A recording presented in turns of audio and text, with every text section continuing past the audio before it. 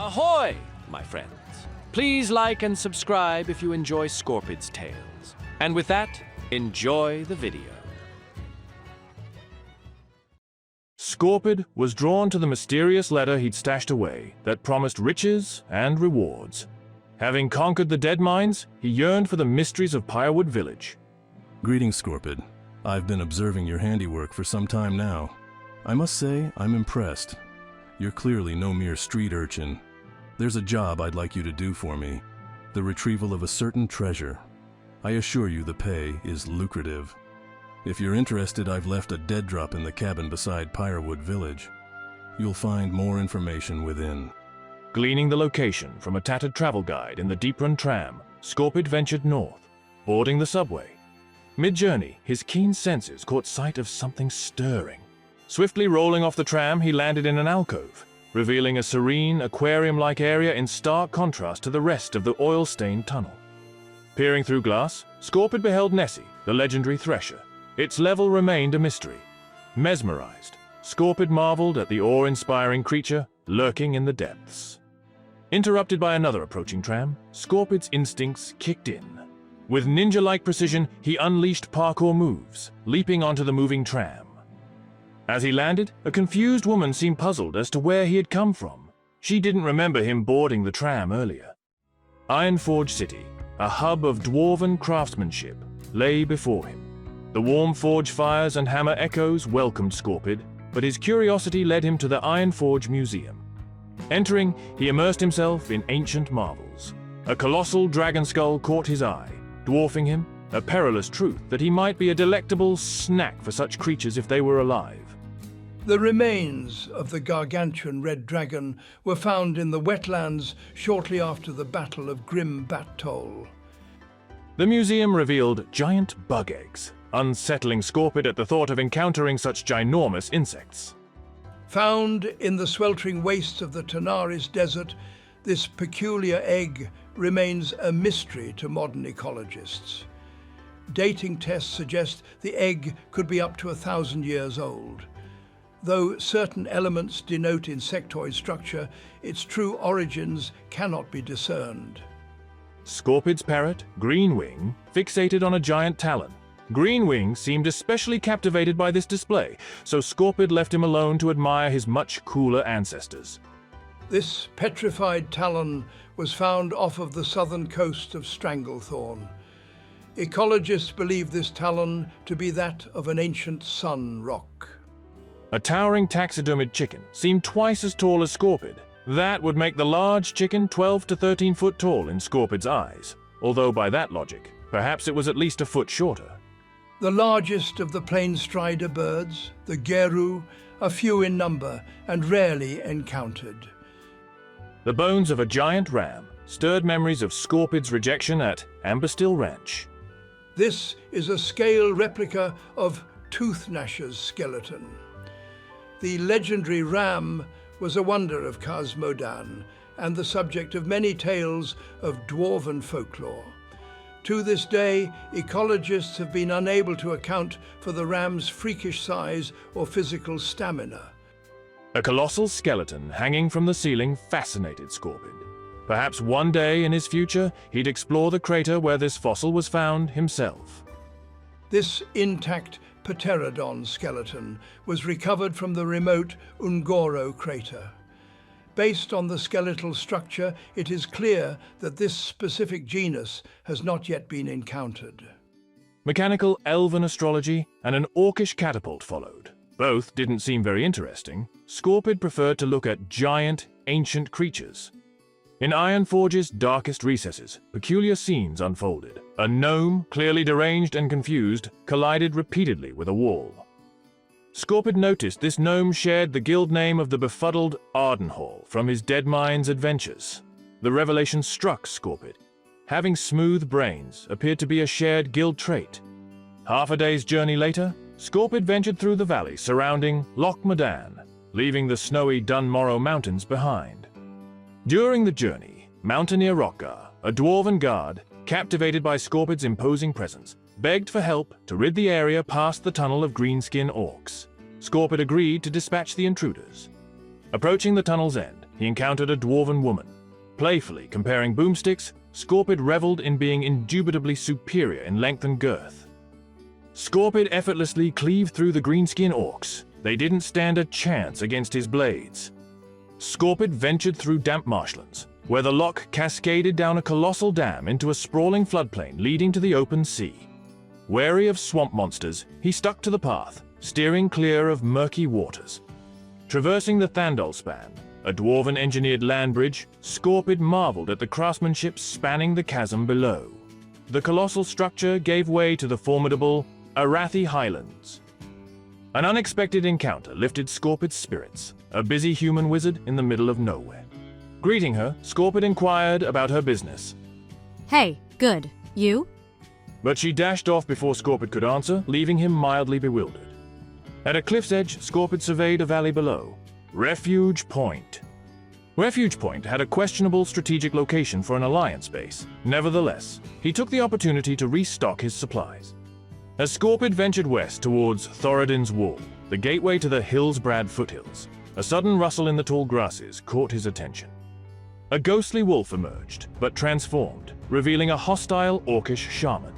The orcish shaman lunged, initiating a surprise attack.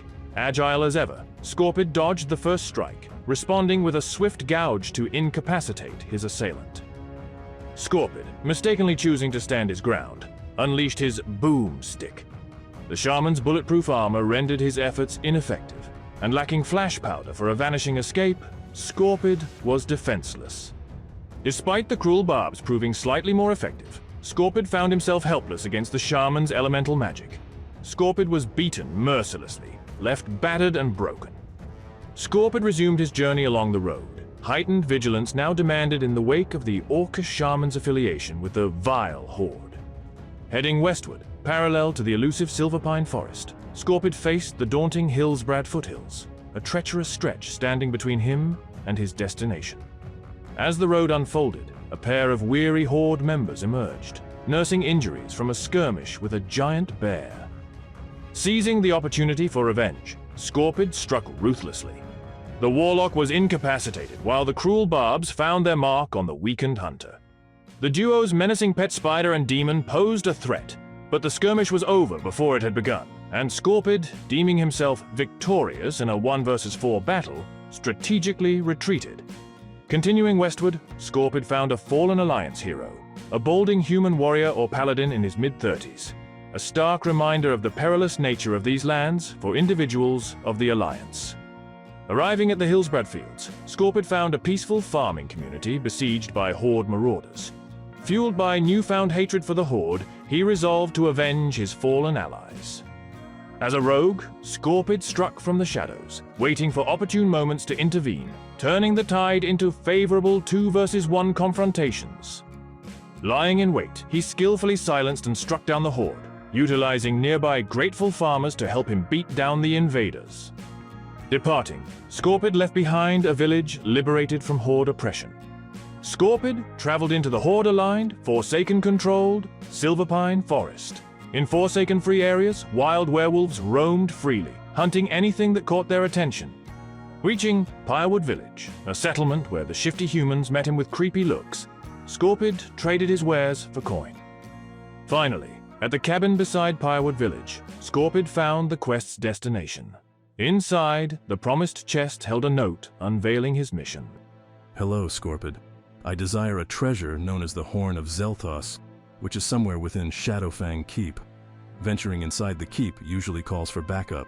However, for this job, a low profile is of utmost importance. You must go alone.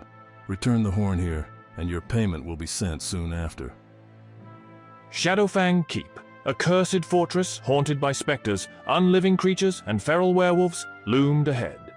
The daunting challenges ahead did little to deter Scorpid, who had come too far to turn back now.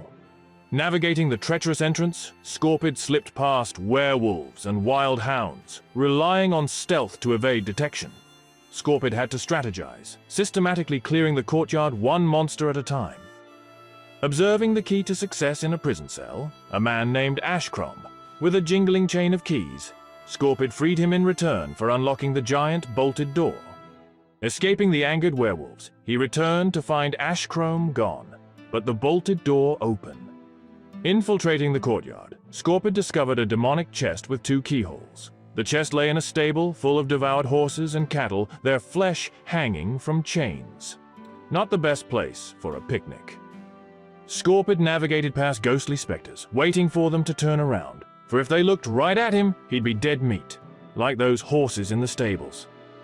He pickpocketed a key from a spooky woman and obtained the second from a frantic man, who kept turning around, making it very risky and annoying for Scorpid to approach without detection.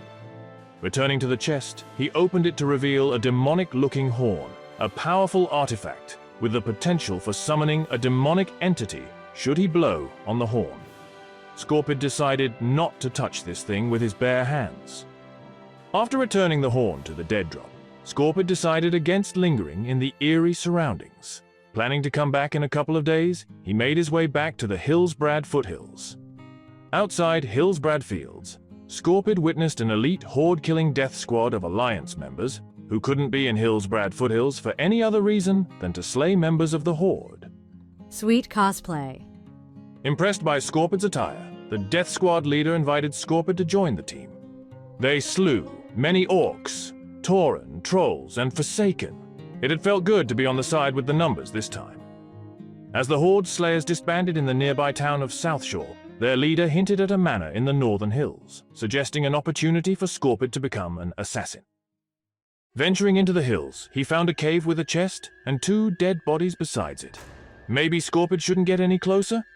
Anyway, upon opening the chest and touching a strange crystal within, he faced a perilous ambush. His quick reactions saved him barely, and although he had failed the intelligence test, since he did technically survive, he was allowed temporary passage to Ravenholdt Manor. Inside the manor, Scorpid encountered a Grand Master Rogue, impressed with Scorpid for surviving the surprise first trial. Under Master Farad's guidance, Scorpid learned new combat tricks, becoming more skilled than ever before. To solidify his allegiance to Ravenholdt, Scorpid was tasked with a daring mission, pickpocketing badges from their rivals, the Syndicate. The Syndicate valued quantity over quality, while the Assassins of Ravenholdt, while few in number, were extremely skilled. Infiltrating Ravenholdt Keep, one of the Syndicate's primary bases, Scorpid skillfully stole badges from the poorly trained Syndicate. He also took the opportunity to assassinate some members of the Horde as well. Returning to Ravenholdt Manor with 30 badges, Scorpid underwent a tedious process of handing them in one by one, a quality check to ensure he wasn't giving them fakes, Scorpid assumed. Earning the respect and acceptance of Ravenholdt, Scorpid had achieved a friendly reputation among them. Perhaps more opportunities here awaited him in the future. Scorpid ventured back to Silverpine Forest, opening the chest at the dead drop to reveal a potent rune, left as Scorpid's reward for retrieving the demonic horn.